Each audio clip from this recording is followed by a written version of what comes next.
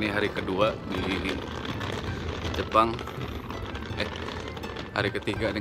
Terus terang sebenarnya bingung setelah rangkaian konser Coldplay selesai tadi malam, kayak nggak ada tujuan lagi mau ngapain gitu sebenarnya. Niat mau liburan juga sebenarnya nggak niat-niat banget, karena memang mikirnya ini baru pertama kali doang ke Jepang, terus nonton Coldplay, dan agak susah gitu buat berangkat ke Jepang, harus ngurus visa, terus banyak yang harus disiapin, jadi mikir ya adalah agak lama dik. Jadi ini hari ketiga pindah ke hotel yang baru, habis itu baru mikir mau kemana, mau ngapain lagi. Sekarang baru mau menuju ke stasiun. Biasanya tujuan utama perjalanan kali ini adalah nonton Coldplay. Liburan dan petualangan di negara baru itu ya bonus.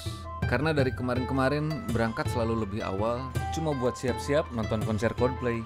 Tapi kayaknya perjalanan kali ini beda, karena waktunya yang agak mepet, sampai sehari sebelum konser Coldplay dan punya banyak waktu setelahnya di Jepang. Jadinya kayaknya perjalanan kali ini lebih fokus buat petualangannya. Terlebih karena ini pertama kalinya juga aku datang ke negara yang udah lama banget pengen didatengin.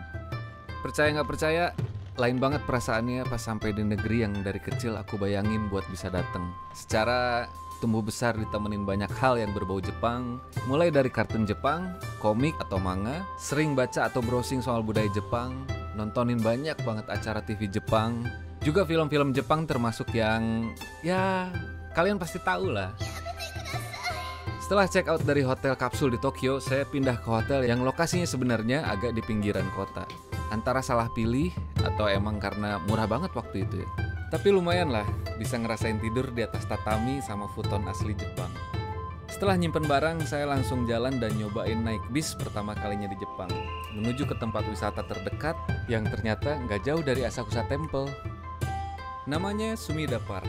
Taman kecil bersih dan nyaman di samping sungai yang juga jadi tempat singgah perahu buat jalan-jalan di atas sungai Sumida. Dan dimulailah petualangan nyasar-nyasar yang menyenangkan di liburan kali ini.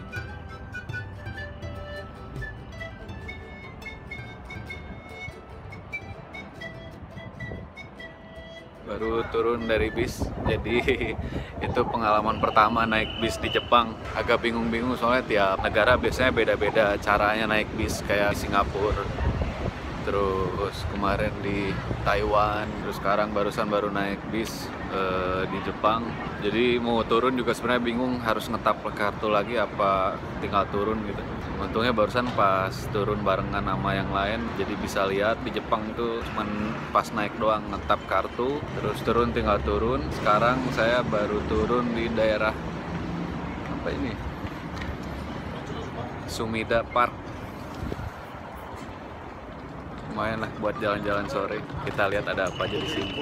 Jadi kita jalan-jalan sore di taman, sekalian cari jajan. Bersyukur banget bisa dikasih kesempatan dan rezeki buat datang ke Jepang. Cuman ketemu taman biasa begini pas nyasar aja kayak seneng banget. Bisa lihat pohon bunga sakura yang asli langsung aja seneng banget. Nyasar-nyasar sendirian tapi tanpa khawatir soal apapun. Bisa lihat tempat baru, budayanya, ketemu orang-orang Jepang di sana.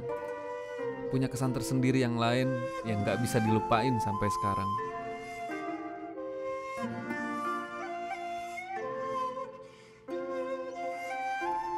Jujur, dari awal sempat kepikir buat ngebolang lebih jauh. Tapi gara-gara mikir di Tokyo aja kayaknya gak akan cukup walau seminggu. Jadi niat buat pergi ke Osaka dan ke daerah Hakone pun urung dilakukan. Mudah-mudahan masih punya kesempatan berikutnya lah buat datang lagi ke Jepang. Tempat tujuan wisata yang sejauh ini masih selalu jadi negara favoritku di Asia.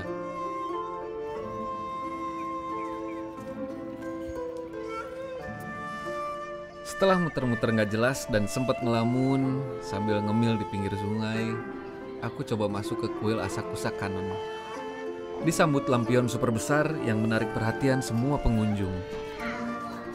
Kuil Asakusa Kannon, sebuah kuil Buddha besar yang juga kuil tertua di Tokyo, yang juga pasti banyak dikunjungi para wisatawan asing kalau lagi pas datang ke Tokyo.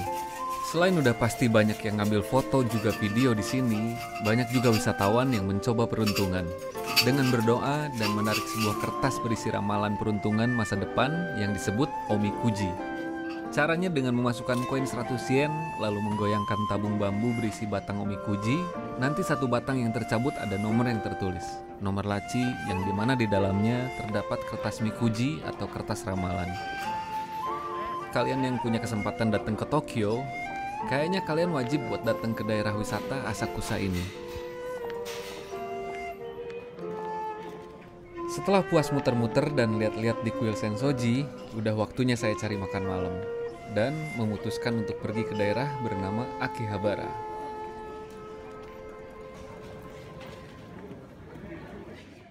Senangnya jalan-jalan sendiri itu nyasar-nyasar, bebas, nyantai-nyantai aja. Selama internet masih ada, masih aman lah. Sekarang baru nemu Sensoji Temple di Asakusa. Sekarang mau coba ke Akihabara, jalan dulu ke stasiun. Akihabara adalah sebuah wilayah yang dikenal sebagai kota listrik, juga pusat bagi para penggemar budaya otaku Jepang, juga para wibu. Wilayah yang sangat ramai di malam hari, penuh dengan cahaya lampu warna-warni dari toko-toko yang berjajar sepanjang jalan. Kalian bisa menemukan banyak hal unik di sini, dari mulai komik, manga, action figure, toko elektronik hingga kafe bertema pembantu seksi juga lainnya.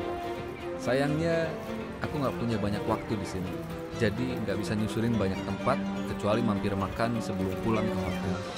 Baru sampai di Akihabara, nggak tahu ada apa aja di sini. Sekarang mau jalan-jalan aja di sini, lihat-lihat. Siapa tahu nemu mainan One Piece, nemu koleksi yang belum dapat.